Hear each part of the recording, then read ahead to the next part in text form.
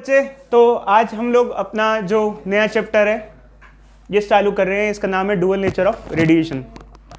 सबसे पहले रेडिएशन क्या होता है इसको जान लेते हैं, डुअल नेचर क्या होता है इसको जान लेते हैं। देखो बच्चे, एक्चुअली क्या होता है बच्चे, देखो जो हमारी लाइट होती है, जैसे लाइट है ये काइंड ऑफ रेडिएशन है। रेडिएशन क्या होता है, कोई बॉडी अगर कोई कुछ छोड़ती है, रेज छोड़ती है, जैसे ये रेज यहाँ से आ रही है, यहाँ से रेज आ रही है, इस रेज को हम क्या कहते हैं, रेडिएशन। रेडिएट करना, एमिट होना, कुछ एमिट हो रहा है उसको हम रेडिएशन कहते हैं। तो यहाँ पर ये रेडिएशंस हमारे पास आ रहे हैं, ये रेडिएशंस हैं हमारे पास आ रहे हैं, हमारे टूवर्ड्स आ रहे हैं।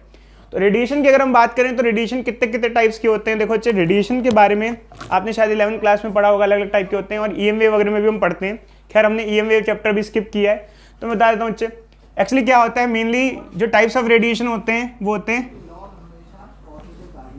UV,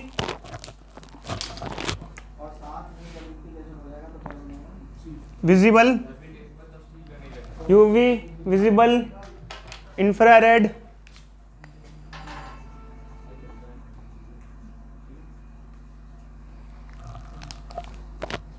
X-rays, gamma rays, microwaves,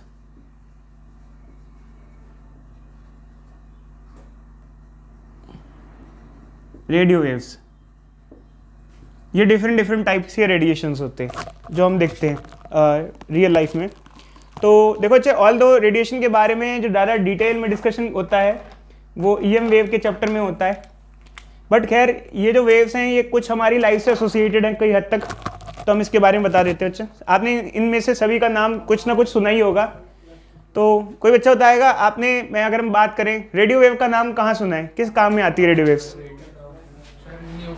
radio waves telephone communication में यूज़ करते हैं। हम लोग जब फ़ोन करते हैं तो हमारे फ़ोन से जो वेव, इधर देखो बच्चे, जो टावर पे जाती है, जो वेव टावर पे जाती है हमें टेलीफोन कांटेक्ट में काम आती है, मोबाइल फ़ोन कम्युनिकेशन में रेडियो वेव होती है।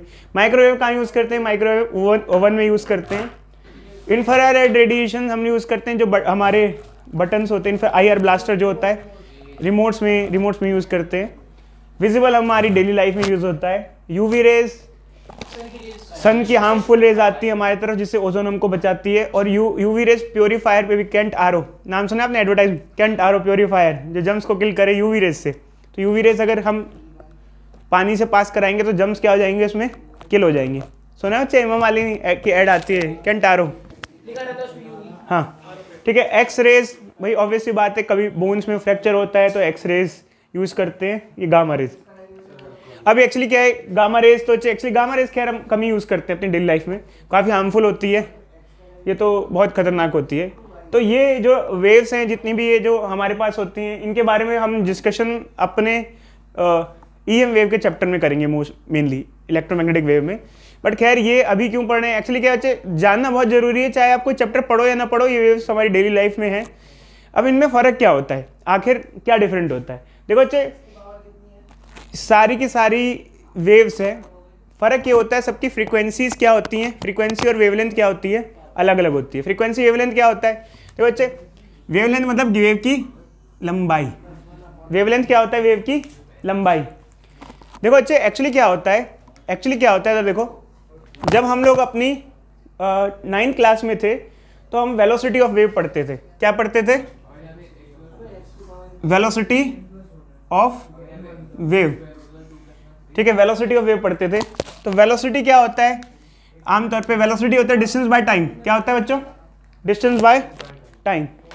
तो जैसे अगर एक वेव की बात करें, एक वेवलेंथ ट्रेवल करती है एक टाइम पीरियड में, पता है ना बच्चों, एक टाइम पीरियड में लैम्डा बाय टी, और 1/t क्या होता है, फ्रीक्वेंसी। तो ये आप लोगों ने बच्चे फॉर्मूला जो मैंने लिखा हुआ है v = लैम्डा न्यू, ये फॉर्मूला आप लोगों ने अपनी 9th क्लास में देखा होगा। किसी भी वेव की वेलोसिटी की जब बात करते हैं, वेव वेलोसिटी की बात करते हैं, तो velocity of wave is multiplication of wavelength and frequency. Frequency और वेवलेंथ का मल्टीप्लिकेशन होता है। ये कब पढ़ा होगा आपने, अपनी 9th क्लास में पढ़ा था। किस वेव, देखो लैम्डा इज वेव की लेंथ, वेव की लंबाई, लैम्डा इज वेव की लंबाई।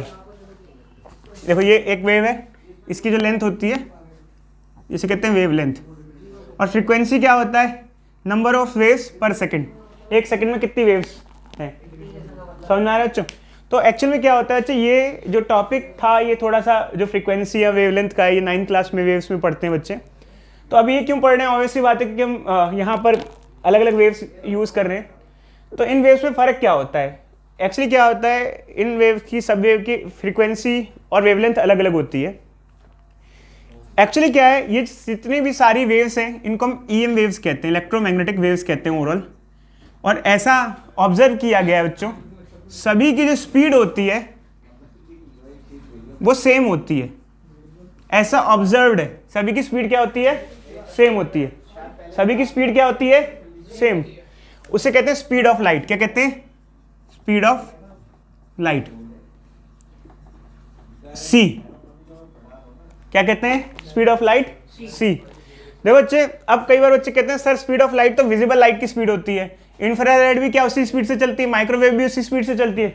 इसमें सारी वेव्स जो है आपको दिख रही है, सारे रेडिएशन जो दिख रहे हैं सभी की स्पीड सेम होती है। और कितनी होती है लाइट की स्पीड, C की वैल्यू होती है 3 × 10⁸ मीटर पर सेकंड। सारी की सारी सभी वेव जो आपको यहाँ दिख रही हैं सभी की जो स्पीड होती है वो सेम होती है। और कितनी होती है, 3 × 10⁸ मीटर पर सेकंड। कोई डाउट बच्चों इसमें, ये सारी वेव्स की रेडियो एक्टिव वेव्स का है बच्चे, रेडियो एक्टिव वेव्स कुछ भी नहीं होता है, रेडियो एक्टिव वेव्स कुछ नहीं होता है। कब कहाँ पढ़ा आपने radio active waves, radio active radiation नहीं होती, बताएंगे अच्छे radio active term, but actually कह रहे रेडियो, वो आप कुछ नाम गलत ले रहे हो बच्चे, हम बता देंगे जब आएगा सब बताएगा। न्यूक्लियाई चैप्टर में हम पढ़ेंगे, रेडियो एक्टिविटी के बारे में पढ़ेंगे, रेडियो एक्टिविटी क्या होती है, वो बहुत अलग चीज़ है, ये अपने में अलग चीज़ है। अब देखो बच्चे आखिर, ठीक है, आपने जो वो फॉर्मूला बनाया v = λ × μ, वो वेलोसिटी का ही है। म्यू नहीं बच्चे, न्यू होता है ये। देखो इधर देखो बच्चे, ये ग्रीक अल्फाबेट है, ये म्यू नहीं, इसको कहते हैं NU, न्यू। म्यू नहीं, म्यू क्या होता है, म्यू ये होता है, ये होता है न्यू, ये ग्रीक अल्फाबेट है। अभी ओमिक्रॉन आया ना कुछ टाइम में, न्यू तो आ ही गया था ना, आपने सुना होगा न्यू। सर लैम्डा भी आया था, लैम्डा आ चुका है। देखो alpha, beta, gamma, delta, theta, delta, ऐसे ABCD होते हैं ना।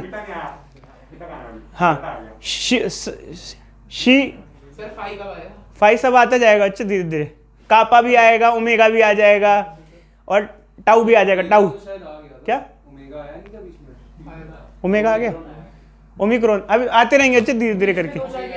कापा, कापा आ गया, कापा, धीरे धीरे सारे आ जाएंगे, सारे अल्फाबेट आप सीख जाओगे, ग्रीक अल्फाबेट, ठीक है।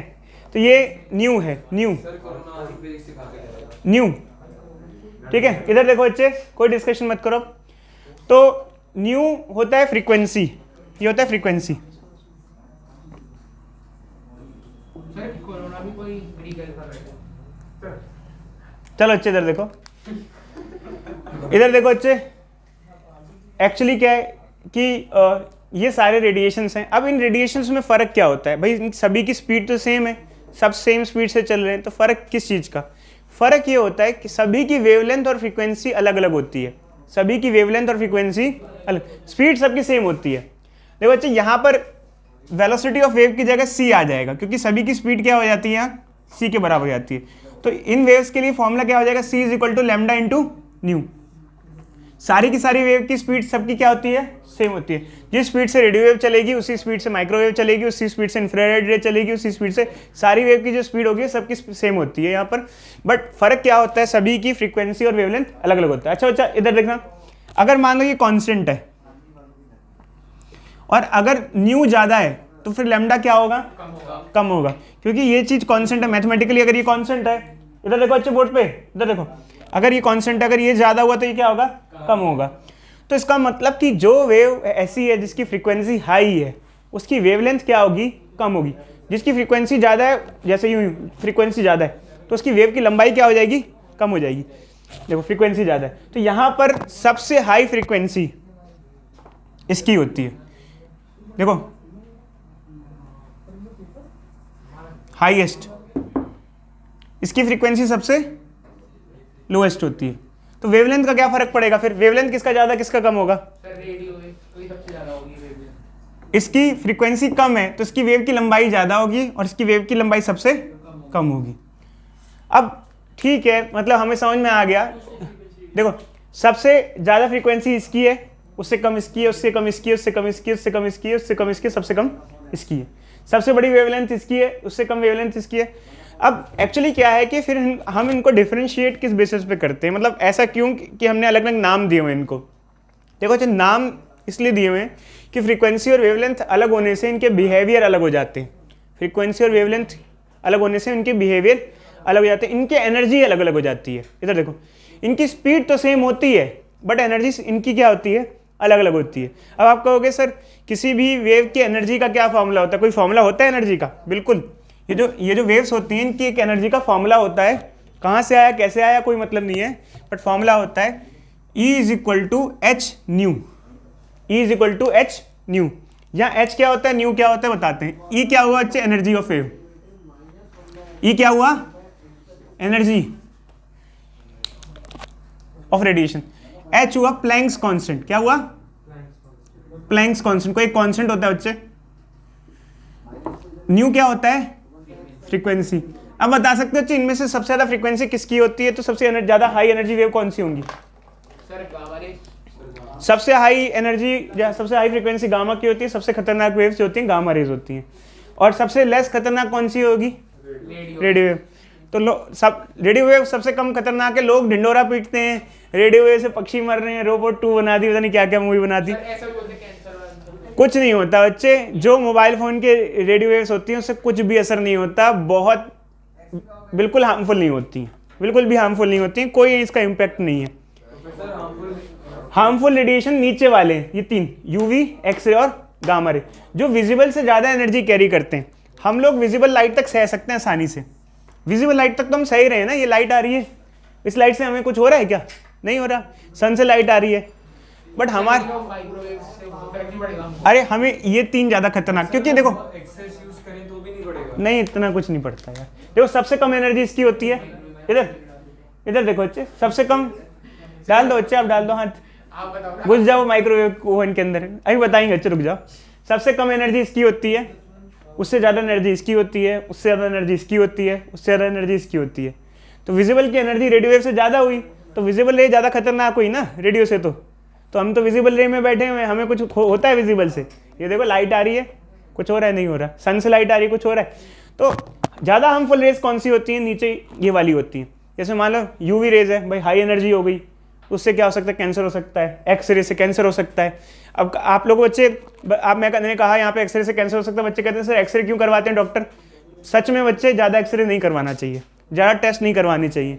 ज़्यादा अगर एक्सपोज हो जाओगे टेस्ट में ना, तो उससे भी कैंसर हो सकता है। जो कहते हैं सीटी करवा लो, ये करवा लो, वो करवा लो, ज़्यादा टेस्ट अवॉइड करने चाहिए, क्योंकि जितना ज़्यादा एक्सपोजर होगा इन रेस का, हार्मफुल रेडिएशन का, उससे उल्टा हमें खतरे ज़्यादा हैं। सर एमआरआई में कौन सा एमआरआई में कोई रेज नहीं होती, वो मैग्नेटिक रेजोनेंस इमेजिंग होती है, उसमें 4 चैप्टर यूज़ करते हैं हम लोग।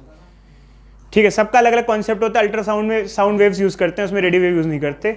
एक्स रेज में एक्स रेज यूज़ होती हैं। सबके अलग अलग कॉन्सेप्ट्स होते हैं अपने अपने इमेजिंग के। ठीक है, तो अब एक्चुअली क्या है कि मतलब ये 3 वेव हमारे लिए क्या है, हार्मफुल हैं। इंपॉर्टेंट क्या बच्चे, इंपॉर्टेंट सारी हैं।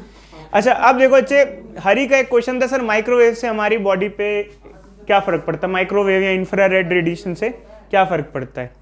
देखो बच्चे एक्चुअली क्या होता है, हम आपको एक चीज़ बताते हैं, थोड़ा सा आपको आइडिया लगेगा। ऑल दो ये सब डिस्कशन हम अपने EM वेव में भी करेंगे। EM वेव चैप्टर है, 8th चैप्टर है, उसका नाम है इलेक्ट्रोमैग्नेटिक वेव्स, EM वेव्स। उसमें हम ज़्यादा डिस्कशन करेंगे, उसके अंदर इसके बारे में डिटेल में है। ऑल दो डिस्कशन हम करेंगे। तो जो ये कह रहा है कि माइक्रोवेव से हमारी बॉडी पे इम्पैक्ट कितना पड़ता है। देखो बच्चे एक्चुअली क्या होता है, मैं एक चीज़ बता दूं। अभी हम इस रूम में बैठे हुए हैं, इस रूम में आजकल CFL और LEDs यूज़ हो रहे हैं। पहले बल्ब यूज़ होते थे 100 वाट वाले। कौन ज़्यादा गर्मी छोड़ता था, ये और ये? बल्ब। देखा ना आपने पुराने, ये हीट नहीं छोड़ रहे, इससे तो गर्मी नहीं लग रही है। क्यों? सर वो बहुत हाई वोल्ट पे चलते थे ना, तो हीट प्रोड्यूस कर रहे थे। देखो बच्चे एक्चुअली ये बात सही है, वो हाई वोल्ट पे चलते थे, बट एक्चुअली क्या होता था, जब एक बल्ब रेडिएशन छोड़ता था ऐसे, तो उसके रेडिएशन में ये तीनों वेव्स होती थी, बट हमारे देखने के लिए कौन सी काम की है? हमको पढ़ाई करनी है, हमारी आंखों मतलब हम बल्ब क्यों जलाते हैं? ताकि लाइट पहले देख पाए हमसे, हमारी आंखें विजिबल को देख पाती हैं। ये दोनों रेडिएशन वो एक्स्ट्रा फेंकता था, और ये दोनों रेडिएशन क्या प्रोड्यूस करते थे? हीटिंग इफेक्ट प्रोड्यूस करते हैं। समझे बच्चे? जैसे मान लो एक बल्ब है, तो इसका कई सारा एनर्जी वेस्ट हो जाता था, वेस्ट हमारे टर्म में वेस्ट हो जाता था in form of infrared radiation and microwave. हमारे लिए वो अननेसेसरी था। समझे बच्चे? उससे वो हीट प्रोड्यूस करता था। हीटिंग इफेक्ट उन वेव्स की वजह से देखने को मिलता है। तो एक्चुअली क्या है कि अगर आप शादी में जा रहे हो, जैसे मान लो हरी है शादी में जा रहा है, अब इसको सर्दी लग रही है, तो उसने कहा यार हेलोजन जल रही है, हेलोजन के नीचे जाके थोड़ा खाता हूँ, हेलोजन के नीचे बैठ के थोड़ा खाना खाता हूँ। हेलोजन पता है ना, बड़े बड़े बल्ब होते हैं हेलोजन। सीधा बोलो ना सर, बल्ब। हेलोजन बल्ब देखे बच्चे, जो बिल्कुल तगड़ी लाइट पड़ रही होती है, हेलोजन बड़े बड़े लगे होते हैं। डीजे वीजे पे लगे होते हैं। अरे यार हेलोजन लाइट नहीं होती, हाँ स्क्वायर वाले जो बल्ब, स्क्वायर रेक्टेंगल वाले बल्ब जो होते हैं, तो उसमें गर्मी सी भी आती है। तो वो जो गर्मी से आ रही है वो इन रेडिएशन के चक्कर में आ रही है। मतलब हम ये रेडिएशन सहते हैं, और सन में भी जो गर्मी लगती है हमें, हीटिंग इफेक्ट जो लगता है, वो इन दोनों रेडिएशन की वजह से लगता है। अगर सन देखो, सन बच्चे, सन जो होता है सारे टाइप के रेडिएशन छोड़ता है। सन सारे के सारे रेडिएशन छोड़ता है। हमें देखने के लिए मिलती है विजिबल में। यूवी से तो ओजोन बचा लेती है, इन सब से तो ओजोन में बचा लेती है। अगर ये सब आ गए तो हमारी ज़्यादा दिक्कत है। सन से विजिबल और मतलब सबसे ज़्यादा सन से जो रेडिएशन आते हैं वो इंफ्रारेड आते हैं। विजिबल से भी ज़्यादा क्या आता है? इंफ्रारेड। तो इंफ्रारेड जो अर्थ पे गर्मी का कारण है वो इंफ्रारेड रेडिएशन है। सन पे जो रेडिएशन है विजिबल से ज़्यादा कौन से आते हैं? इंफ्रारेड रेडिएशन सबसे ज़्यादा छोड़ता है, उस वजह से हीटिंग इफेक्ट प्रोड्यूस होता है। अगर सन विजिबल छोड़ने लग जाए तो लाइट तो बहुत बढ़ जाएगी, बट हीटिंग इतनी देखने को नहीं मिलेगी। अभी आप सोचोगे इंफ्रारेड रेडिएशन हीटिंग कॉज करते हैं काफ़ी हद तक। IR लैम्प सुना है? IR lamp, infrared rays lamp, नहीं सुना है तो वो भी बताएंगे बच्चों। जो ये होते हैं ना, क्या कहते हैं, फिजियोथेरेपिस्ट, साइकोथेरेपिस्ट नहीं बच्चे, फिजियोथेरेपिस्ट क्या करते हैं? अरे सर, मतलब में दर्द हो रहा होता है। हाँ। चलो शुक्र है कोई बच्चा ये नहीं कह रहा मसाज करते हैं। भाई कोई एक बार मैं पढ़ा रहा था, मैंने बच्चों से पूछा फिजियोथेरेपिस्ट क्या करते हैं? कहते हैं मसाज करते हैं। भैया मसाज पार्लर में होती है, ठीक है अच्छे। तो एक्चुअली क्या है कि फिजियोथेरेपिस्ट वही जो बोन्स का कुछ चक्कर हो उसके लिए किस में वो तो पता नहीं यार जो भी है, बट उनके पास एक IR लैम्प होता है, इंफ्रारेड लैम्प आता है। पूछना उनसे, यहाँ नेट पे भी फ़ोन पे डालना IR लैम्प फॉर फिजियोथेरेपी। तो उससे खरीदते हैं, तो उसको हाथ पे ऐसे लगाते हैं, तो हीटिंग प्रोड्यूस होती है काफ़ी अच्छी सी, और उससे क्या होता है कि हीलिंग होती है। हीलिंग मतलब पेन वेन रिड्यूस हो जाता है। तो वहाँ पे भी ये यूज़ किया जाता है मसल में। ठीक है चलो बच्चे, वैसे ये सब हमारे टॉपिक का तो नहीं है, ठीक है। अभी रुक जाओ बच्चे, अभी इसका कोई डिस्कशन नहीं है। हम जो भी डिस्कशन है इधर देखो, EM वेव के चैप्टर में करेंगे। EM वेव में ज़्यादा डिस्कशन करेंगे इसके बारे में, कैसे क्या क्या काम करते हैं। अभी अब आपको समझ में आ गया कि रेडिएशन कैसे फ़र्क है, सबकी एनर्जीज क्या है, अलग अलग है, सबकी फ्रीक्वेंसी, सबकी वेवलेंथ क्या है, अलग अलग है। तो ये बच्चों हमारे बताने का मेन मोटिव था, क्योंकि बाकी तो इनके जो वर्किंग है, इनके यूजेस हैं EM वेव में, ठीक है। हम अपने आगे के टॉपिक पे मूव करते हैं। जैसे कि इस चैप्टर का नाम है डुअल नेचर ऑफ रेडिएशन।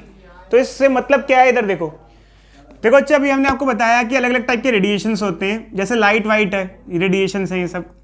तो रेडिएशन जो होते हैं हम उनको कई बार वेव की तरह ट्रीट करते हैं। जैसे मान लो लाइट आ रही है तो वेव की तरह आ रही है हमारे पास। कैसे आ रही है? वेव। क्या मानते हैं कई बार रेडिएशन को? वेव। और कई बार रेडिएशन को हम पार्टिकल मानते हैं। क्या मानते हैं? पार्टिकल। अब ऐसा क्यों होता है? देखो बच्चे, वेव्स जो होती हैं उनकी कुछ प्रॉपर्टीज होती हैं। वेव्स जो होती हैं उनकी कुछ प्रॉपर्टीज होती हैं। कई बार हम रेडिएशन, जैसे लाइट है, लाइट हमारी तरफ आ रही है, हम मानते हैं लाइट एक वेव है। कई बार मानते हैं लाइट पार्टिकल है। अब आप कहोगे सर लाइट पार्टिकल थोड़ी है सर, कोई पार्टिकल तो आ ही नहीं रहा है। बट इसको मानने के कुछ कारण है। देखो अच्छा, लाइट की कई सारी प्रॉपर्टीज होती हैं, जैसे रिफ्लेक्शन, रिफ्रैक्शन, इंटरफेरेंस, डिफ्रैक्शन। कई सारे इफेक्ट्स हमें लाइट के देखने को मिलते हैं। कुछ तो आपने पढ़े हैं, रिफ्लेक्शन, रिफ्रैक्शन। तो एक्चुअली क्या होता है, लाइट के कई सारे जो फिनोमेना होते हैं वो वेव नेचर के बेसिस पे सिंप्लीफाई किए जाते हैं। और कुछ फिनोमेना ऐसे होते हैं जब लाइट को अगर पार्टिकल मानोगे तभी ये फिनोमेना आप स्टडी कर सकते हो, वरना आप लाइट को वेव मान के स्टडी नहीं कर सकते। तो ये बहुत अजीब सी चीज़ है, आज तक साइंटिस्ट को नहीं पता लाइट एक्चुअली वेव है या पार्टिकल है। पार्टिकल में क्या है, पार्टिकल नेचर में बच्चे कहते हैं सर पार्टिकल है तो कुछ मास तो आ नहीं रहा हमारे पास। पार्टिकल मतलब इमेजिनरी पार्टिकल, पार्टिकल मतलब इमेजिनरी पार्टिकल। कई बार मानते हैं कि लाइट एक छोटे छोटे पार्टिकल से मिलकर बनी है, उन पार्टिकल का नाम होता है फोटॉन्स। क्या नाम होता है? फोटॉन्स। प्रोटॉन नहीं ध्यान रखना बच्चों, क्या नाम होता है? फोटॉन। फोटॉन क्या नाम होता है? Photon. Light is made up of small small particles known as photons. ऐसा हम कई साइंटिस्ट मानते हैं। कई बार हमें ऐसा मानना पड़ता है लाइट को जब स्टडी करते हैं। कई बार जब लाइट को स्टडी करते हैं तो लाइट को वेव मानते हैं। वेव और पार्टिकल दोनों बहुत अलग अलग चीज़ होती हैं। वेव्स का कोई मास नहीं होता, वेव ऐसे चलती है उसका कोई मास नहीं होता, बट पार्टिकल का खुद का कुछ मास होता है। अब आप कहोगे सर दो अलग अलग चीज़ें क्यों मानते हैं ऐसा? कई बार कुछ फिनोमिना सिर्फ वेव के बेसिस पे ही सिंप्लीफाई हो सकते हैं, बताए जा सकते हैं, एक्सप्लेन किए जा सकते हैं। और कई बार कुछ फिनोमिना तभी एक्सप्लेन किए जा सकते हैं जब लाइट को हम क्या मान के चलें? पार्टिकल मान के चलें, इमेजिनरी पार्टिकल। बट आपको एक्चुअली क्या है कि ऐसा नहीं हो सकता कि आप ये मानो या ये मानो इससे काम चल जाएगा। तो इसलिए साइंटिस्ट अब क्या मानते हैं, लाइट के दो नेचर हैं, दोनों नेचर हैं, वेव भी और पार्टिकल भी। लाइट को आप वेव की तरह भी मान सकते हो कहीं कहीं पे, और लाइट को पार्टिकल की तरह भी मान सकते हो। जबकि एक्चुअली क्या है कि बच्चे कहते हैं सर ऐसा क्यों? भाई एक चीज़ एक ही नेचर की होती है, बट बाद में आप कहते हैं कि लाइट के दोनों नेचर हैं, क्योंकि अगर लाइट को अगर आप वेव मान के चलो तो कई सारे फिनोमिना हैं जो आप वेव नेचर के बेसिस पे एक्सप्लेन नहीं कर पाओगे। तो ऐसा क्यों होता है, फिर वैसा क्यों होता है, तो उसका कोई आंसर नहीं आएगा। या लाइट को अगर आप पार्टिकल ही मान लो तो कुछ फिनोमिना है जो आप नहीं समझा पाओगे, बट अगर आप लाइट को दोनों नेचर मान के चलो तो समझा पाओगे। और एक्चुअली लाइट को देखना पॉसिबल है, बट लाइट की स्टडी करना वैसे ही पॉसिबल नहीं है। कैसे स्टडी करेंगे, क्या समझ में आएगा? तो अभी तक हमारी साइंस बहुत लिमिटेड है, लाइट के बारे में इतना ज़्यादा डिटेल में स्टडी नहीं कर सकी है। तो इसलिए लाइट को हम क्या मान के चलते हैं? Dual nature. क्या मानते हैं? Dual nature. क्योंकि इसको किससे देखोगे? माइक्रोस्कोप से देखोगे, किससे देखोगे? कुछ समझ में ही नहीं आता है हम लोगों को लाइट के बारे में, क्या है, वेव है, पार्टिकल है। और कैसा नेचर ये शो कर रहा है तो उसकी फिनोमिना पे भी डिपेंड करता है, क्या फिनोमिना शो कर रहा है। जैसे मान लो हरी है तो मैं मान लूँ ये बेकार बच्चा है या अच्छा बच्चा है, ठीक है। तो इससे प्रिंस से पूछता हूँ, ये कहेगा सर बहुत अच्छा बच्चा है, सर बहुत अच्छा मेरा दोस्त है, मित्र है। तो मैं इससे पूछूंगा क्यों, तो कहेगा सर इसने मेरी मदद की, मेरे पास 10 रुपये नहीं थे, इसने मुझे 10 रुपये के मोमो खिलाए मार्केट ले जाके, तो कहेगा बड़ा अच्छा लड़का है। अब इसके वे में अच्छा है। अब कोई और दूसरे से पूछूंगा, वो कहेगा बहुत बेकार लड़का है, तो परेशान बहुत करता है, क्लास में बोलता रहता है, टाइम बर्बाद करता है। अब दूसरा बच्चा ऐसा कह रहा है। तो एक्चुअली क्या है कि दोनों इसके नेचर हैं। ऐसा नहीं है कि वो बुरा है या अच्छा है, दोनों ही उसके अपने अपने नेचर हैं। अब हम ये नहीं कहेंगे कि वो अच्छा है या बुरा है, क्योंकि दोनों प्रॉपर्टीज वो कैरी करता है। तो सेम सिचुएशन यहाँ पर है, और दोनों एक्सप्लेनेटरी है। जैसे मान लो मैंने इससे पूछा तो उसने रीज़न भी समझाया मुझे कि ऐसे इसलिए वो अच्छा है, और उसने बताया इसलिए वो बुरा है। तो यहाँ पर है। तो इस चैप्टर में हम देखो अच्छा, इसका नाम all the dual nature of radiation है, बट इस चैप्टर में हम पार्टिकल नेचर ऑफ रेडिएशन पढ़ते हैं। क्या पढ़ते हैं? Particle nature of radiation. देखो अच्छा, एक्चुअली क्या होता है, ये 3 चैप्टर आपस में लिंक्ड है। बताते हैं कौन कौन से। एक है ईएम वेव, ईएम वेव, ठीक है। एक है ईएम वेव, एक चैप्टर है ईएम वेव। एक्चुअली क्या है कि ये जो चैप्टर है डुअल नेचर ऑफ रेडिएशन, ये एक्चुअली एक वेब सीरीज का एक सीजन नहीं है, इसके 3 सीजन है बच्चे। इसके 3 सीजन कैसे कैसे हैं? एक चैप्टर हम पढ़ते हैं ईएम वेव, एक चैप्टर हम पढ़ते हैं वेव ऑप्टिक्स, ठीक है। तो एक वेब सीरीज के 3 सीजन है बच्चे, एक वेब सीरीज के 3 सीजन है। इधर बच्चे नहीं, डिस्कशन नहीं है। इसके 3 सीजन है, एक ईएम वेव, एक वेव ऑप्टिक्स और एक dual nature of radiation. But actually यहाँ ऐसा नहीं है कि फर्स्ट सेकंड थर्ड पार्ट आपको सीरीज में देखना पड़े कोई भी। यहाँ आप तीनों को देखोगे और तीनों को क्या करोगे? कंपाइल कर दोगे, क्योंकि डुअल नेचर ऑफ रेडिएशन अपना अलग अलग हो जाता है, ईएम वेव अलग हो जाता है, और वेव ऑप्टिक्स क्या हो जाता है? अलग हो जाता है। ईएम वेव्स क्या इंफॉर्मेशन देता है? ईएम वेव बताता है रेडिएशंस के बारे में, ओरल नॉलेज देता है। वेव ऑप्टिक्स वेव नेचर बताता है रेडिएशन का। क्या बताता है? Wave nature of radiation. और ये जो डुअल नेचर ऑफ रेडिएशन जो चैप्टर है, इसका नाम actually dual nature of radiation ना होके पार्टिकल नेचर ऑफ रेडिएशन होना चाहिए था। तो इस चैप्टर में हम क्या पढ़ेंगे बच्चों? Particle nature of radiation. क्या पढ़ेंगे हम लोग? पार्टिकल नेचर ऑफ रेडिएशन पढ़ने वाले हैं। इस चैप्टर में हम पढ़ेंगे पार्टिकल नेचर ऑफ रेडिएशन। क्या पढ़ेंगे? Particle nature of radiation. इधर देखो बच्चे, इसका क्या मतलब है? कोई बच्चे डिस्क्राइब करेगा? सर ये स्मॉल पार्टिकल फोटोन से बना हुआ है। हाँ, इसका मतलब हम ये पढ़ेंगे कि लाइट जो है, जैसे लाइट है, लाइट हो गई या फिर कोई भी इंफ्रारेड रेज हो गई या यूवी रेज हो गई, किन से मिलके बना हुआ है? छोटे छोटे पार्टिकल से मिलके बना हुआ है। इसे कुछ हद तक ऐसे कह सकते हो, सर सारी रेज विजिबल होती है? सारी वेव विजिबल नहीं होती अच्छे, हमें तो सिर्फ आपको यूवी रेज दिखती हैं आंखों से। हाँ सर दिखती है, वो लाइट वाले चश्मे मारता है नीले रंग की। नहीं बच्चे, एक्चुअली सारी एक्सरे हमें दिखती नहीं है। एक्सरे दिखता है, जब एक्सरे होता है तो लाइट निकलती है। रेडियो वेव दिखती है। इधर देखो अच्छे, रेडियो वेव दिखती है, इधर देखो अच्छे, बोर्ड पे देखो। तो एक्चुअली क्या है कि इस चैप्टर में मान सकते हैं light is made up of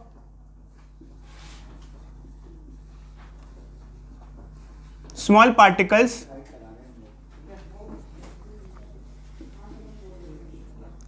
which is called as photons.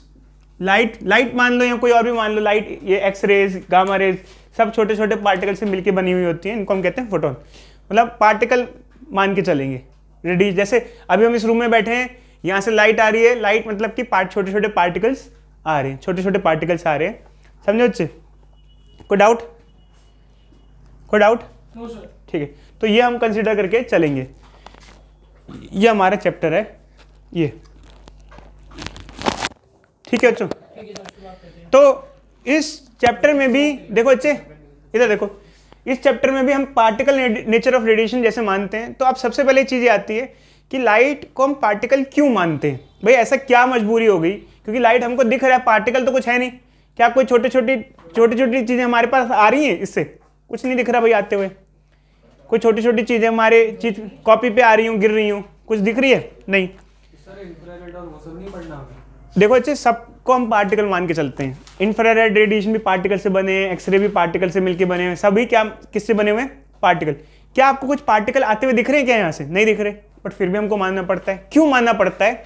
क्योंकि एक फिनोमेना है जिसे कहते हैं फोटो इलेक्ट्रिक इफेक्ट, जिसे कहते हैं फोटो इलेक्ट्रिक इफेक्ट। क्या पढ़ा है आप लोगों ने? नहीं पढ़ा सर। नहीं पढ़ा सर। पढ़ा हो या ना हो, मे भी पढ़ा तो होगा ही केमिस्ट्री में, चांसेस हैं, क्योंकि 11th क्लास में पढ़ते हैं। बट कोई नहीं बच्चे, हमें दोबारा से 9th में नहीं बच्चे, 9 या 10th में था।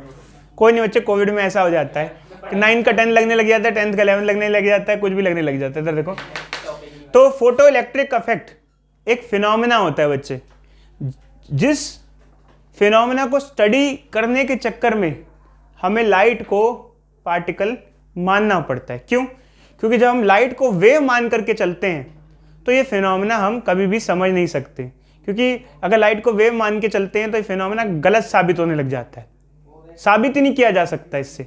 समझे बच्चे या नहीं समझे? अब हम बताते हैं क्या होता है, क्यों होता है, और क्यों लाइट को पार्टिकल मानना पड़ता है। फोटो इलेक्ट्रिक इफेक्ट में ऐसा क्या होता है कि लाइट को हमें पार्टिकल मानना पड़ता है? लाइट को वेव क्यों नहीं मान सकते? क्या कारण होते हैं जिसकी वजह से लाइट को हमें क्या मानना पड़ता है? पार्टिकल मानना पड़ता है। ऐसा क्यों नहीं? वेव के बेसिस पे क्यों नहीं एक्सप्लेन कर सकते हम? क्या कारण है?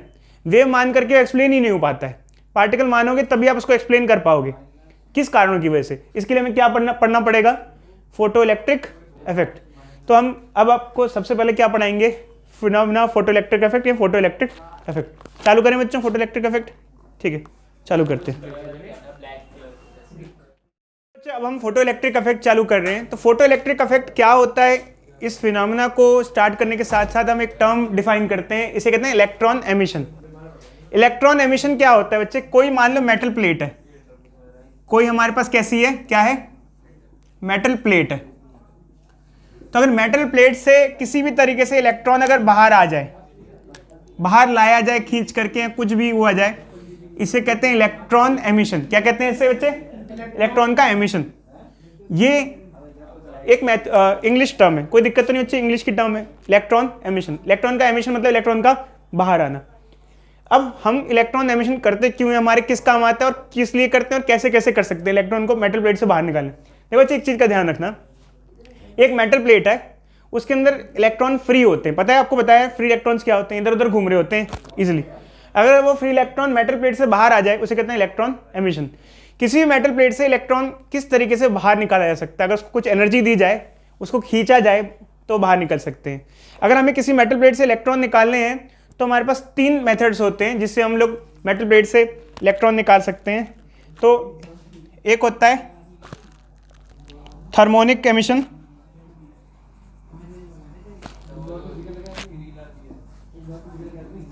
एक होता है फील्ड एमिशन, और तीसरा हमारा आ जाता है photo electric emission.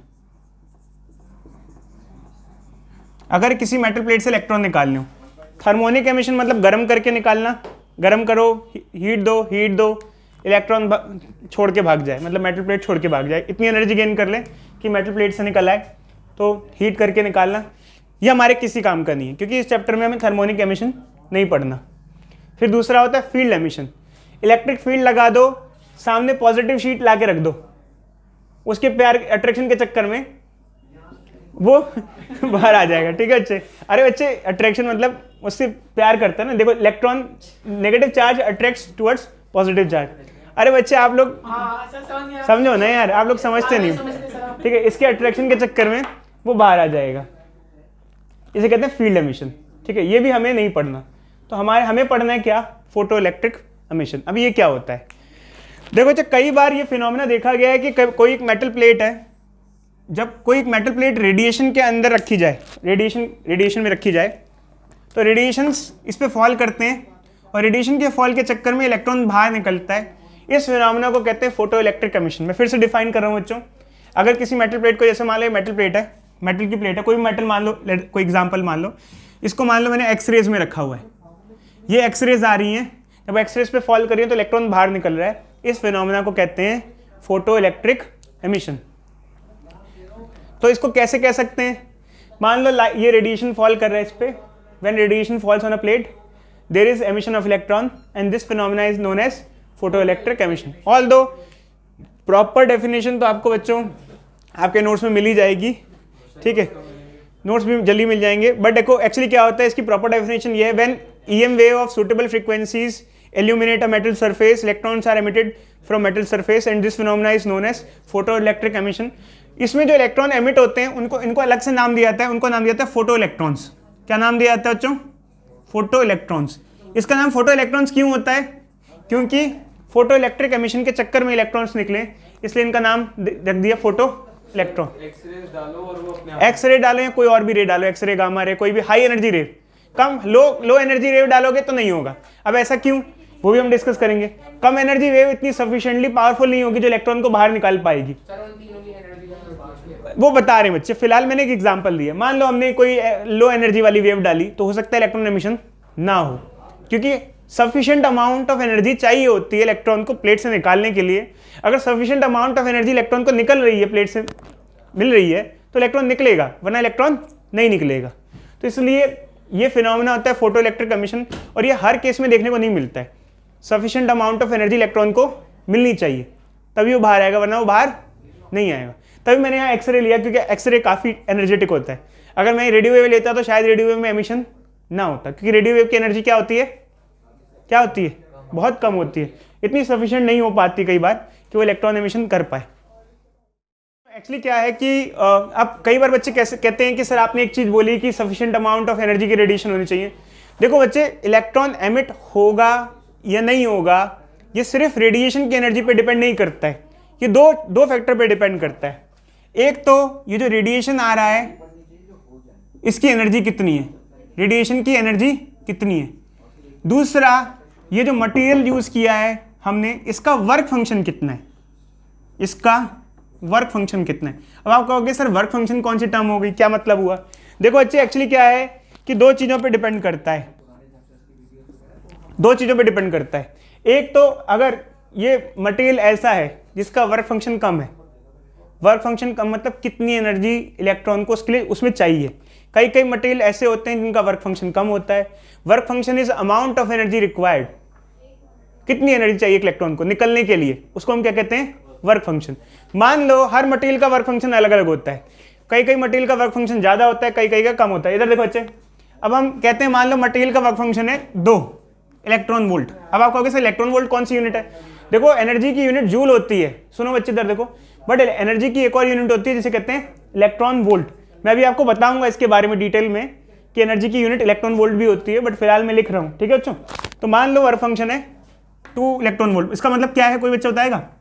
2 electron volt की एनर्जी चाहिए इलेक्ट्रॉन को बाहर निकालने के लिए। और जो हमारा रेडिएशन आ रहा है, जो फोटोन आ रहा है, जो क्या आ रहा है? फोटोन। पता है लाइट किससे मिलकर बनी होती है? हम क्या कहते हैं, लाइट किससे बनी होती है? फोटोन। जैसे मान लो रेडिएशन आ रहा है तो छोटे छोटे फोटॉन्स आ रहे हैं, जो फोटोन यहाँ पे आ रहा है उस एक फोटोन की जो एनर्जी है मान लो वो है 3 इलेक्ट्रॉन वोल्ट। तो क्या इलेक्ट्रॉन निकलेगा नहीं निकलेगा? निकलेगा। क्यों बताओ? क्योंकि वो 2 से ज्यादा है। चाहिए कम और मिल क्या रही है ज्यादा, निकल जाएगा। ठीक है, मान लो हमने मटेरियल दूसरा यहाँ बदल दिया, इधर देखो अच्छी, इधर देखो बोर्ड पे, इधर देखो। मान लो मटेरियल हमने बदल दिया, अब मटेरियल है उसका वर्क फंक्शन है 4, तो रेडिएशन सेम है, रेडिएशन चेंज नहीं किया और मटेरियल चेंज किया, क्या अब इलेक्ट्रॉन निकलेगा? नहीं। तो आप ये नहीं कह सकते कि रेडिएशन पे डिपेंड करता है, दोनों चीजों पे डिपेंड करता है, मटेरियल कौन सा है और रेडिएशन कौन सा है। अगर मटेरियल को एनर्जी जितनी चाहिए, रेडिएशन की उतनी एनर्जी है, उससे ज्यादा एनर्जी है, समझ में आ रहा है बच्चों, तो इलेक्ट्रॉन एमिशन होगा। और जो मटेरियल को जो एनर्जी चाहिए होती है उसको हम कहते हैं वर्क फंक्शन। वर्क फंक्शन हम डिफाइन करते हैं एनर्जी रिक्वायर्ड बाय मटेरियल, जो एक बार डिफाइन कर देता हूं बच्चों। The minimum amount of energy required to be given to the electron to pull out from metal surface is known as work function. आपको नोट्स में मिल जाएगा बच्चे, कितनी कम से कम एनर्जी चाहिए। अलग अलग मटेरियल का अलग अलग होता है, सबसे कम सीजियम का होता है, सबसे कम सीजियम का होता है। सीजियम का वर्क फंक्शन होता है 2.14 इलेक्ट्रॉन वोल्ट, नोट्स में मिलेगा, अच्छा एनसीईआरटी में भी लिखा हुआ है। Work function of caesium is, बोलो, work function of caesium is 2.14 electron volt, सबसे लीस्ट है। और सबसे हाईएस्ट किसका है? हाईएस्ट किसका है सबसे, बोलो? Platinum, caesium. नहीं बच्चे, इसका थोड़ा अलग ही लॉजिक है। खैर मैं ज़्यादा इसमें पढ़ना नहीं चाहता अभी, नहीं इसके बारे में हम ज़्यादा पढ़ना नहीं चाहते। सीजियम, प्लेटिनम, इसे वर्क फंक्शन कहते हैं मैक्सिमम। इसका मतलब कि अगर हमें प्लेटिनम में से इलेक्ट्रॉन निकालना है तो आसानी होगी। फाई नॉट बच्चे, वर्क फंक्शन को फाई, देखो वर्क फंक्शन लिखा मैंने यहाँ पे, वर्क फंक्शन के ब्रैकेट में क्या लिखा? फाई नॉट, फाई नॉट लिख दो यार, इसको हम लोग इसको सिंबल फाई से रिप्रेजेंट करते हैं। तो एक्चुअली क्या है, सीजियम में इलेक्ट्रॉन निकालना आसान है, सीजियम में ज़्यादा आसान है, प्लेटिनम में ज़्यादा आसान है इलेक्ट्रॉन निकालना? सीजियम में, क्योंकि उसमें कम एनर्जी रिक्वायर्ड है। अब आपको समझ में आ गया? प्रिंस समझे बच्चे? सिर्फ एक फैक्टर पे डिपेंड नहीं करता, हमारे रेडिएशन पे डिपेंड नहीं करता, सिर्फ रेडिएशन पे डिपेंड नहीं करता, रेडिएशन पे भी डिपेंड करता है और साथ में मटेरियल पे भी डिपेंड करता है। मटेरियल कैसा है, किसी किसी मटेरियल में निकालने में आपको दिक्कत होगी, किसी किसी में आसानी होगी। Material to material and radiation दोनों फैक्टर पर डिपेंड करता है। किसमें? मटेरियल पे भी डिपेंड करता है और हमारे रेडिएशन की एनर्जी पे भी डिपेंड करता है। अब हम आगे कंटिन्यू कर रहे हैं, तो हम लोग ये चीज़ डिस्कस कर रहे थे कि वर्क फंक्शन क्या होता है और एक्चुअल में क्या होता है कि जब कभी किसी मेटल प्लेट पे रेडिएशन फॉल करता है तो ऐसा नहीं है कि हमेशा इलेक्ट्रॉन एमिशन हो गया, हमेशा फोटो इलेक्ट्रिक इफेक्ट देखने को मिलेगा। फोटो इलेक्ट्रिक इफेक्ट हर केस में देखने को नहीं मिलेगा, सिर्फ उसी केस में देखने को मिलेगा जब इंसिडेंट रेडिएशन की जो एनर्जी हो वो सफिशिएंट अमाउंट में हो। अगर इंसिडेंट रेडिएशन की एनर्जी काफ़ी कम है तो वो इलेक्ट्रॉन को एमिट कराने के कैपेबल नहीं होगा। तो यहाँ पर हम दो टर्म यूज़ कर रहे हैं बच्चे, एक एनर्जी ऑफ इंसिडेंट रेडिएशन, जैसे इंसिडेंट एनर्जी बोल दिया मैंने, यहाँ energy of incident radiation, energy of incident radiation. और दूसरा टर्म यूज़ कर रहे हैं वर्क फंक्शन, जिसको हम लोग फाई या फाई नॉट से रिप्रेजेंट कर देते हैं मान लो बच्चों। तो वर्क फंक्शन क्या होता है मैंने आपको बता रखा है, work function is amount of energy required to take out electron from metal surface. कितना एनर्जी चाहिए होगा मेटल सरफेस से इलेक्ट्रॉन को निकालने के लिए, इस एनर्जी को हम क्या कहते हैं? वर्क फंक्शन कहते हैं। तो एक्चुअल में क्या है कि जैसे मान लो किसी एक सिनेरियो में हमारे पास यहाँ पर रेडिएशन फॉल कर रहा है और रेडिएशन जो है उसकी एनर्जी जो है, एनर्जी ऑफ रेडिएशन है मान लो 6 इलेक्ट्रॉन वोल्ट और वर्क फंक्शन हमारा मटेरियल का है 4 इलेक्ट्रॉन वोल्ट। क्या इलेक्ट्रॉन एमिशन होगा या नहीं होगा? यार डिमांड से ज़्यादा पैसे मिल रहे हैं आपको। जैसे मान लो आपको मूवी देखने जाना था, आपने पापा से मांगे 400 रुपये दे दो, पापा ने 600 रुपये दे दिए। हो सकता है पापा खुश हो गए हो तो मूवी देखने का प्लान पूरा हो गया। बट मान लो आपके इंसिडेंट एनर्जी 3 इलेक्ट्रॉन वोल्ट है और चाहिए 4 इलेक्ट्रॉन वोल्ट इलेक्ट्रॉन एमिशन के लिए। क्या इलेक्ट्रॉन एमिशन होगा? नहीं होगा, क्योंकि रिक्वायरमेंट ज़्यादा है। इधर देखो बच्चे, और हमारा काम नहीं बनेगा। जैसे मान लो मूवी की टिकट 400 रुपये की और आपके घर वाले 300 रुपये दे दें, तो 100 रुपये आप मांग मांग के तो इकट्ठे करोगे नहीं बच्चे, तो आप मूवी नहीं देख पाओगे। समझे बच्चे? या करोगे ऐसा है? अच्छा चलो बच्चे, बस बच्चे इधर देखो। तो एक्चुअली क्या है बच्चे, हमारे पास ये सिचुएशन है। अब हम कुछ क्वेश्चंस ऐसे भी हैं जो ट्राई करेंगे कि किस सिनेरियो में इलेक्ट्रॉन एमिशन होगा या नहीं होगा। तो देखो बच्चे, जो इंसिडेंट रेडिएशन है, इधर देखो बच्चे, इंसिडेंट रेडिएशन है, ये जैसे ये रेडिएशन आ रहा है, इसकी एनर्जी का फॉर्मूला क्या होता है आखिर? इसकी एनर्जी का फॉर्मूला क्या होता है? देखो बच्चे, इंसिडेंट रेडिएशन की एनर्जी का फॉर्मूला होता है E equal to H nu. E equal to H nu. H is Planck's constant. The value of Planck's constant is 6.6 into 10 की power minus 34 with suitable units, and nu is frequency of incident radiation. ठीक है तो हमारे पास ये formula होता है। इसको क्या किसी और फॉर्म में भी लिख सकते हैं? बिल्कुल लिख सकते हैं। देखो बच्चे, एक्चुअली क्या होता है, जब कोई एक रेडिएशन किसी प्लेट पे फॉल करता है तो एनर्जी का फॉर्मूला होता है एच न्यू। इसको हम एच सी बाई लेमडा भी लिख सकते हैं। फ्रीक्वेंसी की फॉर्म में ये रहा और वेवलेंथ की फॉर्म में ये रहा। अब ये कैसे आया? लास्ट क्लास में मैंने आपको बताया था बच्चे, एक फॉर्मूला होता है फ्रीक्वेंसी इंटू वेवलेंथ होता है वेलोसिटी ऑफ वेव। यहाँ पर वेलोसिटी ऑफ वेव सी के बराबर होता है। फ्रीक्वेंसी को क्या लिख सकते हैं? न्यू को क्या लिख सकते हैं? सी बाय लेमडा। तो यहाँ पर न्यू की जगह अगर हम न्यू को सी बाय लेमडा लिख दें तो हमारे कंप्लीट फॉर्मूला ये आ जाएगा, E equal to H nu equal to H C by lambda. अगर हमें रेडिएशन की फ्रीक्वेंसी दे रखी होगी तो एच न्यू यूज़ करेंगे, अगर उसकी वेवलेंथ यूज़ की दे रखी होगी तो H C by lambda formula use करेंगे। सी क्या होता है यहाँ पर? Speed of light. Speed of light की वैल्यू क्या होती है बच्चे, बोलो? 3 into 10 का पावर। शाबाश बच्चे, वेरी गुड। 3 into 10 की पावर 8 मीटर पर सेकेंड। खैर चलो, यूनिट तो अलग है, वैल्यूज हमें पुट करनी है। तो इससे हम लोग इंसिडेंट जो हमारा रेडिएशन है उसकी क्या निकालेंगे? एनर्जी निकालेंगे। और हमें क्वेश्चन में वर्क फंक्शन क्या दिया होगा? गिवन होगा कि इसका मटेरियल का वर्क फंक्शन इतना है, तो क्या एमिशन होगा या एमिशन नहीं होगा। तो चलो कुछ क्वेश्चन ट्राई करते हैं जल्दी से बोर्ड पे, ठीक है। कभी किसी सिनेरियो में अगर फोटो इलेक्ट्रिक एमिशन होगा या नहीं होगा, क्या सिनेरियो बनते हैं? इधर देखो बच्चे, इफ इंसिडेंट रेडिएशन की जो एनर्जी है वर्क फंक्शन से ज्यादा होगा, इसको क्या कहते हैं? H new. अगर ये उस वाले में डालते हैं HC अपॉन सुनो, अगर ये ज्यादा हुआ, इंसिडेंट एनर्जी ज्यादा हुई तो क्या होगा? सर वो करेगा इलेक्ट्रॉन एमिशन होगा। एमिशन होगा मतलब रिक्वायरमेंट से ज्यादा है। और अगर if energy of incident radiation is less than work function, required energy से कम है, there will be no emission. कोई डाउट किसी बच्चे को? इक्वल भी होगा तो भी होगा, अगर ग्रेटर या इक्वल हो तो एमिशन होगा।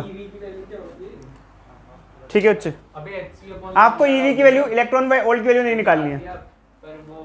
देखो बच्चों, यहाँ पर क्या होता है, जब हम ये कंपैरिजन करते हैं तो उसमें एक बड़ी दिक्कत आती है, और वो दिक्कत ये होती है कि जब हम लोग एनर्जी ऑफ इंसिडेंट रेडिएशन निकालते हैं एच न्यू या एच सी बाई लेमडा के फॉर्मूले से, तो उसमें हमारा रिजल्ट जो आता है वो जूल में आता है, क्योंकि ये जो फॉर्मूला होता है इसमें हमें जूल में रिजल्ट आता है। यहाँ पर जो एनर्जी आएगी किस में आएगी? जूल में। और यहाँ पर हमको जो क्वेश्चन में वर्क फंक्शन दिया होता है मटेरियल का, वो हमें इलेक्ट्रॉन वोल्ट में दिया होता है, तो हमें कन्वर्जन करना पड़ता है। समझ रहे बच्चों? क्या करना पड़ता है? कन्वर्जन।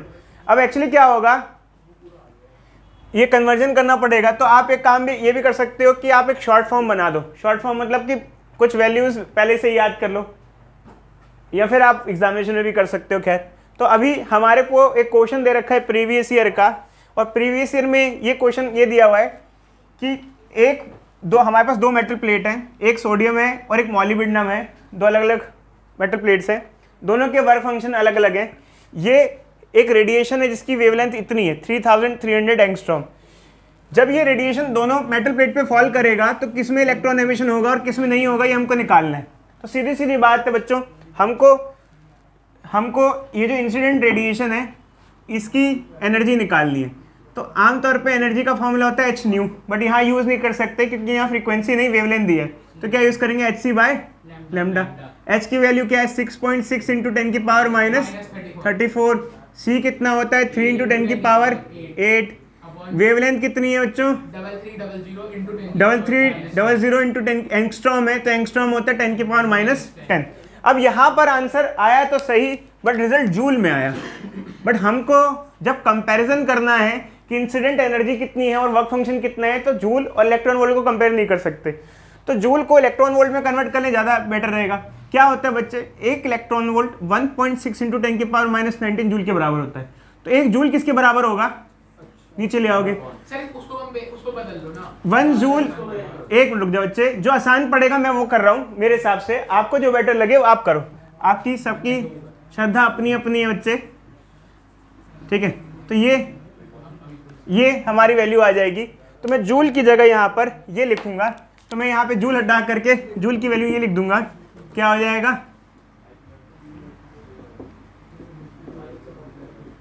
अब मैं इसको सिंप्लीफाई करूंगा। बताना इंसिडेंट एनर्जी क्या है ये बच्चे, बताना। सर देखो जूल में निकालिए, जूल में बता सकता हूँ। कोई बच्चे ने इलेक्ट्रॉन वोल्ट में इंसिडेंट एनर्जी निकाली है? किसी बच्चे ने निकाली है इंसिडेंट एनर्जी इलेक्ट्रॉन वोल्ट में?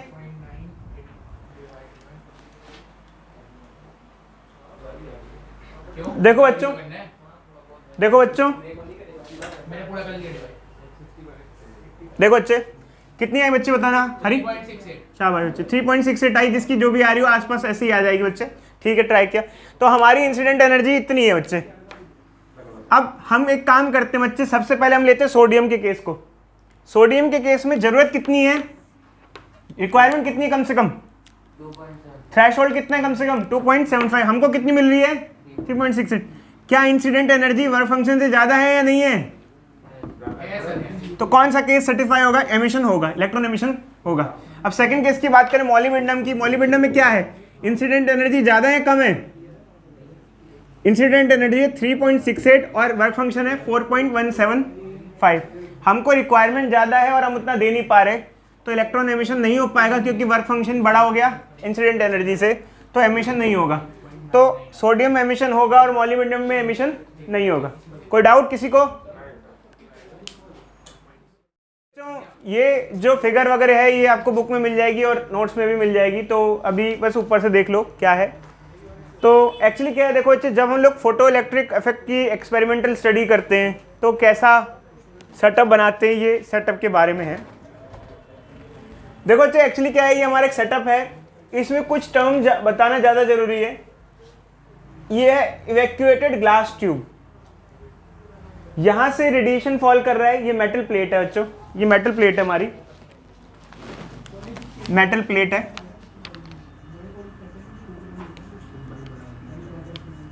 ठीक है। प्रिंस साहब लास्ट क्लास में थे? बताना बच्चे क्या होगा, यहाँ पर ये रेडिएशन फॉल कर रहा है मेटल प्लेट पे, क्या होगा बताना, जिससे पूछेंगे वो बताएगा, दूसरा अपनी टांग में नहीं अड़ाएगा। तो बच्चे ये रेडिएशन फॉल कर रहा है मेटल प्लेट पे, क्या होगा बताना।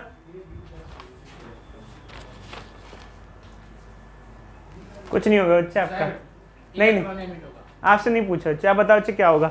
ये रेडिएशन फॉल कर रहा है मेटल प्लेट पे, क्या होगा? फोटो इलेक्ट्रिक है सर, मैं बताता हूं सर, याद आ गया मुझे, इलेक्ट्रॉन इसके अंदर से निकल जाएगा। शाबाश बच्चे, वेरी गुड। जब कोई रेडिएशन हमारे पास, जब हमारे पास ये रेडिएशन फॉल कर रहा है सूटेबल एनर्जी का, सुन इधर देखो, तो यहाँ से इलेक्ट्रॉन का एमिशन हो जाएगा बच्चे। मतलब यहाँ पर ये जो डायग्राम है इसमें हम फोटो इलेक्ट्रिक इफेक्ट दिखा रहे हैं, फोटो इलेक्ट्रिक इफेक्ट हो रहा है। बट कुछ चीज़ें जानना जरूरी है बच्चे यहाँ पर, जैसे इवैक्यूएटेड ग्लास ट्यूब, हमने ये जो एक्सपेरिमेंट किए एक ग्लास ट्यूब में किया और उसको इवैक्यूएट करा दिया। इवैक्यूएटेड ग्लास ट्यूब का कोई मतलब बताएगा बच्चे क्या होता है? बताओ बच्चे क्यों हवा क्यों निकाली गई है? इवैक्यूएटेड ग्लास ट्यूब का मतलब होता है जिसके अंदर से हवा निकाली गई हो। वैक्यूम क्यों क्रिएट किया हमने? फोटो इलेक्ट्रिक इफेक्ट की स्टडी करने के लिए क्यों वैक्यूम क्रिएट किया हमने? बिना वैक्यूम के क्यों नहीं कर सकते थे? जिससे कोई और प्रेशर ना पड़े। एक्चुअली क्या होता है बच्चे, अगर एयर के मॉलिक्यूल होते तो जो इलेक्ट्रॉन यहाँ से निकलते वो एयर के मॉलिक्यूल से टकरा जाते और टकरा करके इधर उधर हो जाते, वो इस प्लेट से निकलकर इस प्लेट तक, कलेक्टर प्लेट तक नहीं पहुंच पाते। समझ रहे हो या नहीं समझ रहे हो? इवैक्यूएशन इसलिए किया ताकि वो किसी बीच में एयर के एटम से टकराना जाए, खाली कर दिया उसको, बिल्कुल कोई और एटम ना हो, इलेक्ट्रॉन सीधे सीधे चलें, किसी से टकरा नहीं जाए, क्योंकि अगर टकरा जाएंगे इलेक्ट्रॉन इधर उधर हो जाएंगे तो वो कलेक्टर प्लेट तक नहीं पहुंच पाएंगे। ये कलेक्टर प्लेट है। कलेक्टर प्लेट मतलब जिसपे इलेक्ट्रॉन क्या हो रहे हैं, आके कलेक्ट हो रहे हैं। यहाँ से रेडिएशन पड़ रहा है इस मेटल प्लेट पे, इलेक्ट्रॉन यहाँ से निकल रहे हैं, यहाँ कलेक्ट हो रहे हैं। ये सेटअप है। नीचे वाला सेटअप पे ज़्यादा ध्यान मत देना, ये फालतू में इतना ऊट पटांग दिखा रखा है। मैं आपको बताता हूँ, ये थोड़ा ऊट पटांग ये जो बता रखा है, ये कम्यूटेटर होता है। अब कम्यूटेटर क्या होता है बच्चे, मैं थोड़ी देर में बताऊंगा, मैं इसको मिटा रहा हूँ सीधे सीधे, बस ये ध्यान रखना। नीचे वाले सर्किट में हम नीचे वाले सर्किट में हम एमीटर लगा देते हैं। क्या लगा देते हैं? एमीटर। देखो अच्छा, नीचे वाला सर्किट में दोबारा रीड्रॉ करूंगा आपको और बताऊंगा कि क्या है, क्योंकि जो फिगर एनसीईआरटी उसका सर्किट थोड़ा कॉम्प्लेक्स दिखा रखा है, उतना कॉम्प्लेक्सिटी है नहीं एक्चुअली सर्किट में। सर्किट बहुत बेसिक सा होता है, हम उसको इजी करके ड्रॉ करके दिखा देंगे। वो एनसीईआरटी वालों ने अजीब अजीब से ड्रॉ किया, मैंने उसमें ड्रॉ कर दिया था स्टार्टिंग में। अब देखो अच्छा, चक्कर क्या है, यहाँ पर हमने एक एमीटर लगा दिया, माइक्रो एमीटर लगा दिया, एमीटर लगा दिया। क्यों एमीटर क्यों लगाया? कोई बच्चा था, क्या फायदा एमीटर लगाने से? शाबाश बच्चे शाबाश। जैसे मान लो हम लोग फोटो इलेक्ट्रिक इफेक्ट की स्टडी कर रहे हैं, भाई फोटो इलेक्ट्रिक इफेक्ट में क्या होता है, रेडिएशन मेटल प्लेट पे पड़ता है और इलेक्ट्रॉन निकलते हैं, और इलेक्ट्रॉन निकल रहे हैं तो इलेक्ट्रॉन फ्लो करेंगे वायर में, और वायर में जब इलेक्ट्रॉन फ्लो करेंगे, जैसे मान लो ये तो सर्किट पूरा कनेक्ट कर देंगे ना, अभी तो कटा हुआ है ना, कनेक्ट कर देंगे सर्किट को पूरा, ठीक है।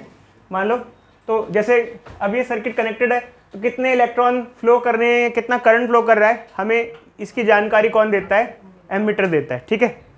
अब इसके अलावा जब हम लोग सेटअप एक्सपेरिमेंट करते हैं तो कुछ और चीज़ें भी लगाते हैं उसमें, जैसे बैटरी। अब मेरा आपसे क्वेश्चन ये है बच्चे, बैटरी लगाने की क्या जरूरत है यार? फोटो इलेक्ट्रिक इफेक्ट में तो अपने आप इलेक्ट्रॉन का एमिशन हो रहा है, बट हम जबरदस्ती बैटरी क्यों लगा रहे हैं? बैटरी लगाने का क्या काम है? क्योंकि एनसीईआरटी की अगर फिगर देखोगे तो उन्होंने बैटरी भी लगा रखी है, बैटरी लगा दी मान लो मैंने यहाँ। क्या काम है बैटरी लगाने का? भैया बिना बैटरी के इलेक्ट्रॉन एमिशन तो बिना बैटरी के होता है, अपने आप होता है ना, रेडिएशन फॉल करता है। बैटरी क्यों लगा रहे हैं? बैटरी लगाने का कारण है, चार्ज निकल जाएगा। बैटरी लगाने का कारण है सर्किट के साथ छेड़खानी करके चेक करना कि उसके क्या रिजल्ट्स आ रहे हैं। अब इसका मतलब छेड़खानी का मतलब क्या है? देखो अच्छे जैसे मान लो हमने बैटरी लगाई, ये यहाँ पॉजिटिव टर्मिनल लगा दिया और ये नेगेटिव टर्मिनल लगा दिया। इधर देखो अच्छे, ये पॉजिटिव है, ये पॉजिटिव है, तो ये वाला प्लेट क्या हो जाएगी? पॉजिटिव। अब ये प्लेट पॉजिटिव हो जाएगी तो इलेक्ट्रॉन को क्या वो अपनी तरफ इन्फ्लुएंस करेगी या नहीं करेगी? करेगी। तो हम ये देखते हैं कि अगर हम बैटरी लगा दें तो बैटरी से क्या करंट बढ़ने के चांसेस हैं, क्या इलेक्ट्रॉन ज़्यादा खींच रहे हैं? क्योंकि फोटो इलेक्ट्रिक इफेक्ट के लिए एक्चुअल में कोई बैटरी की जरूरत नहीं होती, वो तो अपने आप होता है। अपने आप कैसे? रेडिएशन फॉल किया, इलेक्ट्रॉन निकला। बट मान लो हम फोर्सफुली अगर बैटरी लगा दें, प्लेट को पॉजिटिव कर दें, अगर ये पॉजिटिव है तो ये पॉजिटिव है, क्या चेंजेस देखने को मिल सकते हैं? अगर मान लो हम बैटरी को उल्टा करके लगा दें, उल्टा करके लगा दें मतलब क्या करें? ये नेगेटिव, ये पॉजिटिव, तो अब इससे क्या हो जाएगा? ये टर्मिनल क्या हो जाएगा? नेगेटिव। अब इस केस में आपको क्या लगता है, क्या इलेक्ट्रॉन इजीली डायरेक्शन नहीं होगी बच्चे उल्टी? क्या इलेक्ट्रॉन इजीली पहुंच जाएंगे अपने डेस्टिनेशन पे? यहाँ इलेक्ट्रॉन को दिक्कत होगी। इलेक्ट्रॉन भागते भागते खुशी खुशी यहाँ आ रहे होंगे और सामने देखेंगे प्लेट कैसी है? नेगेटिव है, तो इलेक्ट्रॉन को कैसा फील होगा? रिपल्शन फील होगा। तो इन सब चीज़ों पे कैसा फर्क देखने को मिल रहा है, इसके लिए हम क्या लगाते हैं? बैटरी। समझ में आया बच्चे? समझ में ही नहीं आया बच्चे। बात ये है कि फोटो इलेक्ट्रिक इफेक्ट तो अपने आप हो ही रहा है, बट उसके साथ छेड़खानी करके देखना कि भाई बैटरी लगा देते हैं, देखो क्या होता है, बैटरी सीधी लगा देते हैं, क्या होता है, देखो क्या असर होगा क्या नहीं होगा।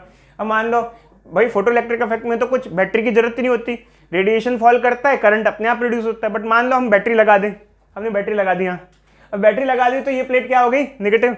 अब अच्छे खासे यहाँ से इलेक्ट्रॉन आ रहे थे, नेगेटिव प्लेट देखते ही उसको क्या आएगा? रिपल्शन होगा। तो हम जानबूझ के छेड़खानी करके चेक कर रहे हैं कि क्या उसका असर हो रहा है। जैसे मान लो ये हरी है, ये एक पार्क में बैठा हुआ है, अब क्या है, इसका टाइम पास नहीं हो रहा है, ये कुत्ते को लात मार के चेक करेगा, देखते काटता है नहीं काटता है, उसके मुंह में हाथ डाल के देखेगा। अब एक्चुअली क्या है, इधर देखो बच्चे, इधर देखो बच्चे, तो ये बेसिकली क्या कर रहा है, वहाँ पर एक्सपेरिमेंटेशन कर रहा है। खैर इसके एक्सपेरिमेंटेशन तो गलत है, बट साइंस में क्या होता है बच्चे, हम जो चेंजेस करके देखते हैं, हो सकता है उससे हमें कुछ नए रिजल्ट्स मिलते हैं। तो यहाँ पर यही है कि फोटो इलेक्ट्रिक इफेक्ट में ऑल द बैटरी लगाने की कोई नीड नहीं है भाई, वो तो अपने आप ही रेडिएशन निकल रहा है, ये रेडिएशन आ रहा है, इलेक्ट्रॉन निकल रहा है, बट हम बैटरी लगा के चेक करना चाह रहे हैं कि बैटरी लगाने से इस सर्किट में क्या करंट में कुछ बढ़ोतरी बढ़ या घट रहा है, इसलिए हम क्या लगा रहे हैं? बैटरी लगा रहे हैं। अब ये जो अजीब सा सर्किट मैंने मिटाया था बच्चे, वो कुछ नहीं था, वो कम्यूटेटर था। कम्यूटेटर का काम क्या होता है? पोलैरिटी चेंज करना। देखो बच्चे, पोलैरिटी चेंज करना बहुत ईजी बात होती है। तो देखो एक बैटरी ऐसी लगी है, इसको फ्लिप करके उल्टा लगा दो, क्या हो गई? पोलैरिटी चेंज होगी। बट वो अजीब सा सर्किट ड्रॉ करने में दिखा रखा था, वो हमारे किसी काम का नहीं है, समझे बच्चे?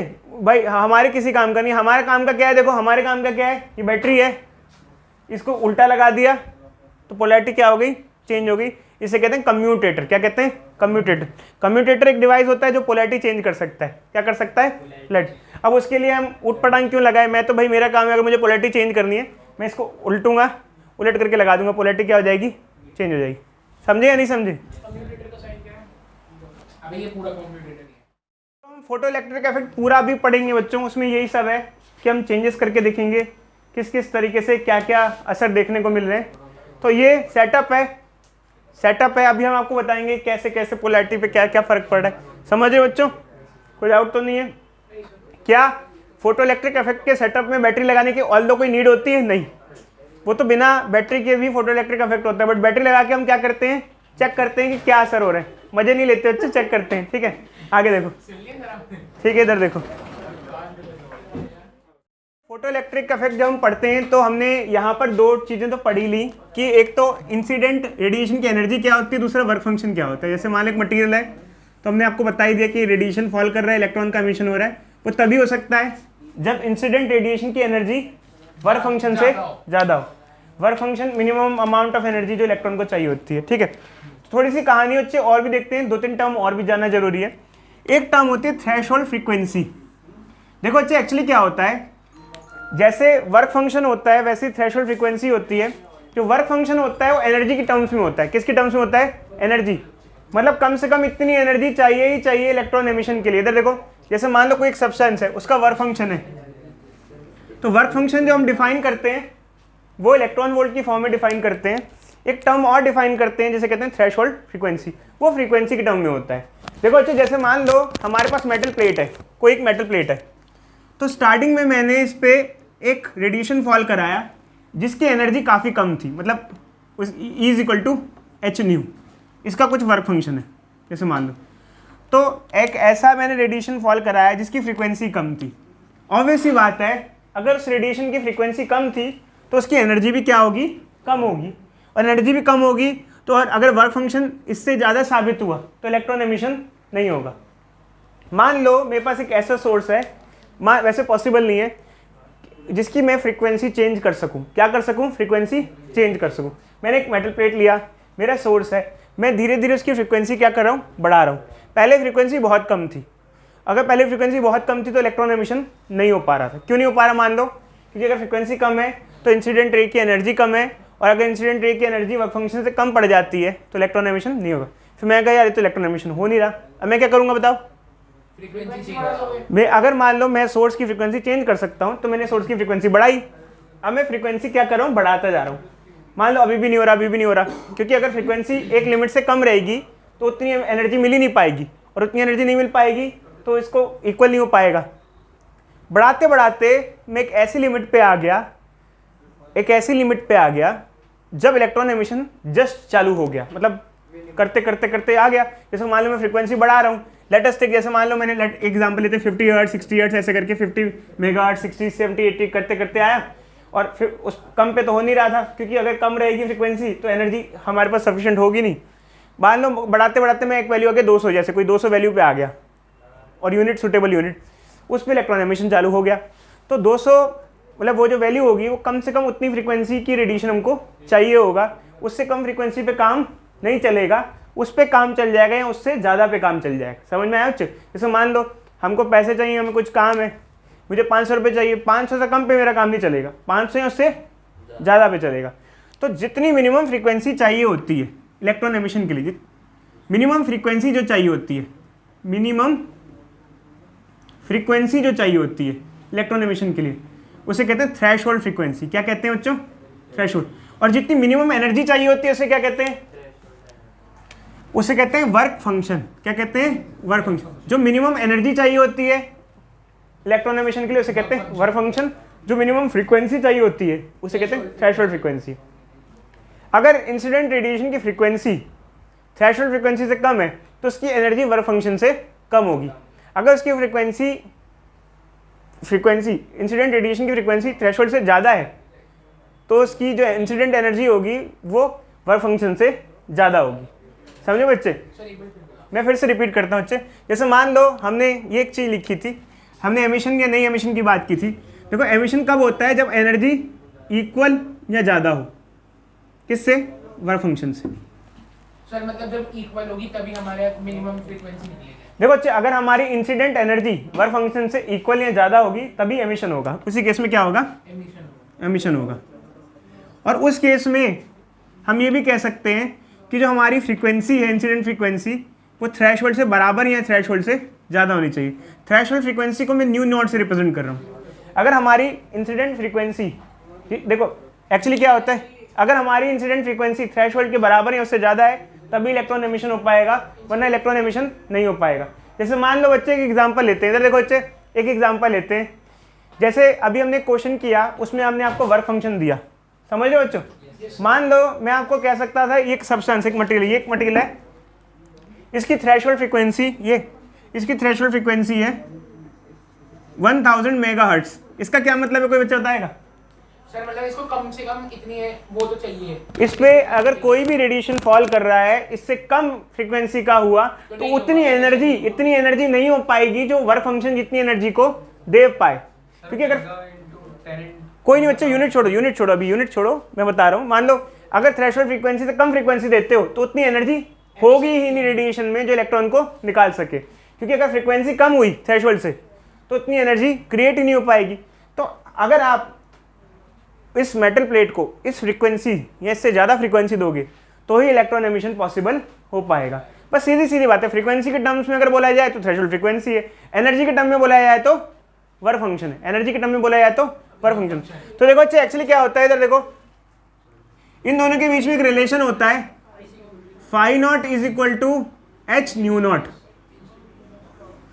ये एक रिलेशन होता है बच्चे इनके बीच में, वर्क फंक्शन और थ्रेशोल्ड फ्रीक्वेंसी में रिलेशन होता है। जब तक आप थ्रेशोल्ड फ्रीक्वेंसी को मीट नहीं करते, वर्क फंक्शन को मीट नहीं करते, तब तक इलेक्ट्रॉन एमिशन पॉसिबल नहीं है। इलेक्ट्रॉन एमिशन तभी पॉसिबल है जब हमारी इंसिडेंट एनर्जी वर्क फंक्शन से ज़्यादा हो और हमारी इंसिडेंट फ्रीक्वेंसी थ्रेशोल्ड फ्रीक्वेंसी से ज़्यादा हो। अगर ऐसा सिनेरियो होगा तभी इलेक्ट्रॉन एमिशन होगा, वरना अगर ऐसा हुआ कि हमारी इंसिडेंट एनर्जी कम पड़ रही है वर्क फंक्शन से या हमारी इंसिडेंट फ्रीक्वेंसी कम पड़ रही है थ्रेशोल्ड फ्रीक्वेंसी से, तो there will be no emission. तो ये सीधी बात है, ये आपको क्लैरिफाई हो गई होगी। अब देखो बच्चे यहाँ तक तो ठीक है, ये तो बच्चे समझते हैं, बट इससे आगे की हम बात ये करते हैं कि ठीक है यार बराबर या ज़्यादा की बात हो गई, बट एक्चुअली नो एमिशन तो समझ में आता है, बट अब ज़्यादा वाली केस डिस्कस करते हैं। देखो बच्चे जैसे मान लो ये हरी है, इसने पापा से 500 रुपये मांगे और इसके पापा खुश हो गए। एक तो ऐसा हो सकता है इसके पापा 500 रुपये दे दें तो ये जाएगा खर्चा वर्चा करके आएगा, बट इसके जेब में फाइनली 0 रुपये बचेगा। बट मान लो इसके पापा ने खुश होकर इसको 600 रुपये दिए तो उसके पास क्या हुआ, 100 रुपये एक्स्ट्रा। अभी 100 रुपये एक्स्ट्रा का कुछ खर्चा कर सकता है, एक्स्ट्रा यूज़ कर सकता है। तो अब एक्चुअली क्या होता है, जैसे मान लो मेटल प्लेट है, इधर देखो इस मेटल प्लेट का वर्क फंक्शन है 3 इलेक्ट्रॉन वोल्ट, और इंसिडेंट रेडिएशन, अगर इंसिडेंट रेडिएशन जो है, ये रेडिएशन जो प्लेट पे पड़ रहा है, इसकी जो एनर्जी है वो 3 इलेक्ट्रॉन वोल्ट है। तो इलेक्ट्रॉन यहाँ से निकल जाएगा, मतलब जितना चाहिए था उतना ही मिल रहा है, कोई एक्स्ट्रा नहीं मिल रहा है जितना मांगा। बट मान लो हम इसको एक्स्ट्रा एनर्जी दें, कितनी दे दें, मान लो 3 की दे दें, क्या दे दें 5, तो अब तो रिक्वायरमेंट से ज़्यादा एनर्जी मिल रही है ना। इलेक्ट्रॉन निकालने के लिए कितनी एनर्जी चाहिए थी, 3, और हमको कितनी मिल रही है 5, 2 एक्स्ट्रा। जैसे मान लो हरी ने 500 रुपये मांगे, इसको मिले 1000 रुपये, तो 500 रुपये एक्स्ट्रा। अब ये खाएगा पिएगा, मौज करेगा, ऐश करेगा, उसे उड़ाएगा। तो अब यहाँ पर क्या है, इलेक्ट्रॉन क्या करेगा, जो यहाँ पर क्या होगा, जो एक्स्ट्रा कितना डिफरेंस हुआ, कितना एक्स्ट्रा हुआ, 2 इलेक्ट्रॉन वोल्ट, वो कहाँ गया, तो वो इलेक्ट्रॉन को काइनेटिक एनर्जी की फॉर्म में मिलता है। किसकी फॉर्म में, काइनेटिक। अगर सिर्फ डिमांड पूरी होती है, जैसे मान लो 3 चाहिए था, 3 मिला, तो इलेक्ट्रॉन निकल तो जाता, बट बेचारा थका हारा से निकल के इधर उधर सरक लेता, इधर उधर चला जाता। बट मान लो अगर ज़्यादा एनर्जी मिलती, 3 की जगह क्या मिली 5, तो जो 2 एक्स्ट्रा मिली वो इलेक्ट्रॉन को किसकी फॉर्म में मिलती, in form of kinetic energy मिलती। ठीक है अच्छे, एक्स्ट्रा। तो जितना मिला उसका कुछ पार्ट इलेक्ट्रॉन को निकालने में चला गया और बाकी पार्ट उसको काइनेटिक एनर्जी के फॉर्म में मिल गया। जैसे मान लो इसके पापा ने इसको 1000 रुपये दिए, 500 रुपये तो उसका खर्चा हो गया मूवी देखने का, 500 रुपये इसको एक्स्ट्रा मिले, अब इसके मजे करेगा। समझे बच्चे, बोलो।